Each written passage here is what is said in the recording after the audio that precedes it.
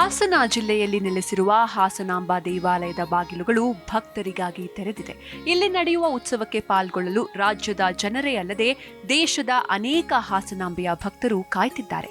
ಅಷ್ಟಕ್ಕೂ ಈ ದೇವಾಲಯದ ಪೂಜಾ ಸಮಯವೇನು, ಟಿಕೆಟ್ನ ಬೆಲೆ ಎಷ್ಟು ಎಂಬುದರ ಸಂಪೂರ್ಣ ಮಾಹಿತಿ ಇಲ್ಲಿದೆ.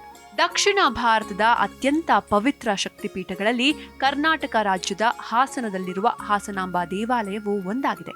ಆಕೆಯನ್ನ ಭಕ್ತರು ಸಪ್ತಮಾತೃಕೆ, ಅಂಬಾದೇವಿ, ಮಹಾದೇವಿ ಎಂಬ ಹೆಸರಿನಿಂದಲೂ ಕರೆದು ಆರಾಧಿಸುತ್ತಾರೆ. ವರ್ಷಕ್ಕೊಮ್ಮೆ ಮಾತ್ರ ತೆರೆದು ದರ್ಶನ ಭಾಗ್ಯ ಕರುಣಿಸುವ ಈ ದೇವತೆಯ ಆಶೀರ್ವಾದ ಪಡೆಯಲು ಕೇವಲ ರಾಜ್ಯದ ಜನರು ಮಾತ್ರವಲ್ಲದೆ ದೇಶದ ಅನೇಕ ಮೂಲೆಗಳಿಂದಲೂ ಭಕ್ತರು ಬರ್ತಾರೆ. ಈ ದೇವಿಯ ಆಲಯವನ್ನ 12ನೇ ಶತಮಾನದಲ್ಲಿ ಕೃಷ್ಣಪ್ಪ ನಾಯಕ ಮತ್ತು ಸಂಜೀವ ನಾಯಕರು ನಿರ್ಮಿಸಿದ್ದಾರೆ ಅಂತ ಹೇಳಲಾಗುತ್ತೆ. ಈ ದೇವಾಲಯವು ವಾಸ್ತುಶಿಲ್ಪ ಮತ್ತು ಆಧ್ಯಾತ್ಮಿಕವಾಗಿ ಮಹತ್ವದ್ದಾಗಿದೆ. ಪ್ರತಿ ವರ್ಷ ಲಕ್ಷಾಂತರ ಭಕ್ತರನ್ನ ಆಕರ್ಷಿಸುತ್ತೆ. ಅಂದಹಾಗೆ ಈ ತಾಯಿಯ ಆಲಯವನ್ನ ಅಕ್ಟೋಬರ್ 9ರಿಂದ ಅಕ್ಟೋಬರ್ 23 ಅಂದರೆ ದೀಪಾವಳಿ ಹಬ್ಬದವರೆಗೂ ತೆರೆದಿಡಲಾಗುತ್ತೆ. ದರ್ಶನ ಸಮಯ ಹಾಗೂ ಟಿಕೆಟ್ ಬೆಲೆಯ ಮಾಹಿತಿ ಎಲ್ಲಿದೆ ನೋಡಿ. ದೀಪಾವಳಿ ಹಬ್ಬದ ಸಮಯದಲ್ಲಿ ಮಾತ್ರ ತೆರೆಯುವ ವಿಶೇಷ ದೇವಾಲಯ.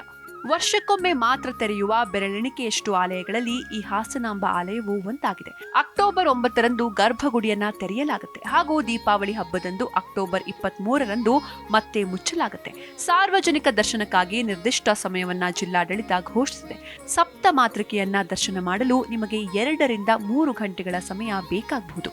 ಏಕೆಂದ್ರೆ ಅತಿ ಕಡಿಮೆ ದಿನಗಳಲ್ಲಿ ಲಕ್ಷಾಂತರ ಭಕ್ತರು ದೇವಿಯ ದರ್ಶನಕ್ಕೆ ಬರುವ ಕಾರಣ ನೀವು ದೀರ್ಘ ಸರತಿ ಸಾಲಿನಲ್ಲಿ ನಿಲ್ಬೇಕಾಗುತ್ತೆ. ದೇವಿಯ ದರ್ಶನ ಸಮಯ.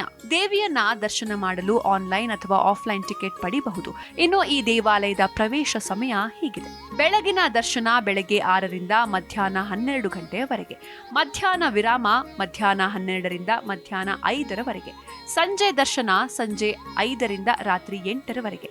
ಇನ್ನು ಪೂಜಾ ಸಮಯ ಬೆಳಗ್ಗೆ 6ರಿಂದ ಮಧ್ಯಾಹ್ನ 1ರವರೆಗೆ. ಹಾಸನಾಂಬ ದೇವಾಲಯದ ಪೂಜೆ. ನೀವು ಹಾಸನಾಂಬ ದೇವಾಲಯದಲ್ಲಿ ಪೂಜೆ ಮಾಡಿಸಲು ಬಯಸಿದ್ರೆ ಈಗಾಗಲೇ ಹೇಳಿದಂತೆ ದೀರ್ಘವಾದ ಸರತಿ ಸಾಲಿನಲ್ಲಿ ನಿಲ್ಬೇಕಾಗತ್ತೆ. ಯಾಕಂದ್ರೆ ದೇವಾಲಯವು ದೀಪಾವಳಿಯ ಸಮಯದಲ್ಲಿ ಮಾತ್ರ ತೆರೆದಿರೋದ್ರಿಂದ ಪೂಜಾ ಅರ್ಪಣೆಗಳು ಮತ್ತು ಆಚರಣೆಗಳನ್ನ ಸೀಮಿತಗೊಳಿಸಲಾಗಿದೆ. ಅವುಗಳನ್ನ ಪುರೋಹಿತರು ಮಾತ್ರ ನಿರ್ವಹಿಸುತ್ತಾರೆ. ಹಾಸನಾಂಬ ದೇವಿ ದರ್ಶನಕ್ಕೆ ಪ್ರವೇಶ ಟಿಕೆಟ್ ಹೀಗಿದೆ. ಉಚಿತ ಪ್ರವೇಶ. ಸಾಮಾನ್ಯ ಸರತಿ ಸಾಲು ಸುಮಾರು 4ರಿಂದ 5 ಗಂಟೆಗಳು ಅಥವಾ ಅದಕ್ಕಿಂತ ಹೆಚ್ಚು ಸಮಯ ತೆಗೆದುಕೊಳ್ಳಬಹುದು. ವಿಶೇಷ ಪ್ರವೇಶ ಟಿಕೆಟ್ 300 ರೂಪಾಯಿ. ಇದಕ್ಕೆ ಪ್ರತ್ಯೇಕ ಸರತಿ ಸಾಲಿರುತ್ತೆ. ವಿಶೇಷ ಪ್ರವೇಶ ಟಿಕೆಟ್ 1000 ರೂಪಾಯಿ. ಹಾಸನಾಂಬ ದೇವಸ್ಥಾನದ ವಿಶೇಷತೆಗಳು.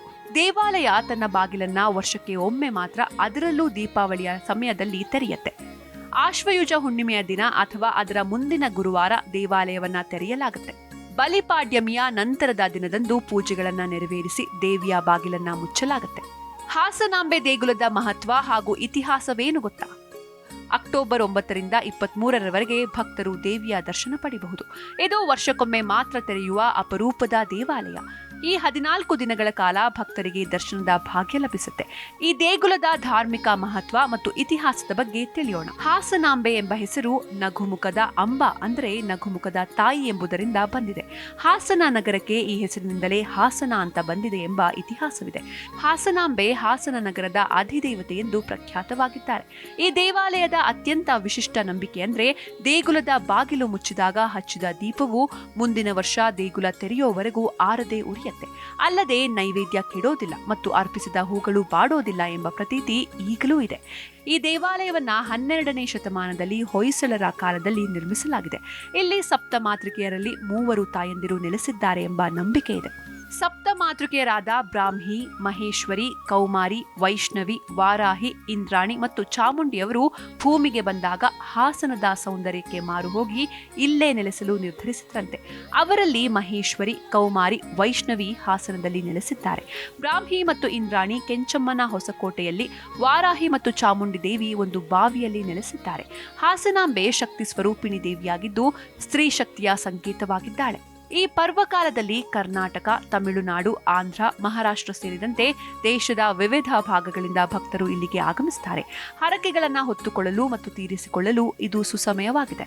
ಈ 14 ದಿನಗಳ ಕಾಲ ಭಕ್ತರು ಮನೆಯಲ್ಲೂ ದೇವಿಯನ್ನ ಸ್ಮರಿಸಬಹುದು.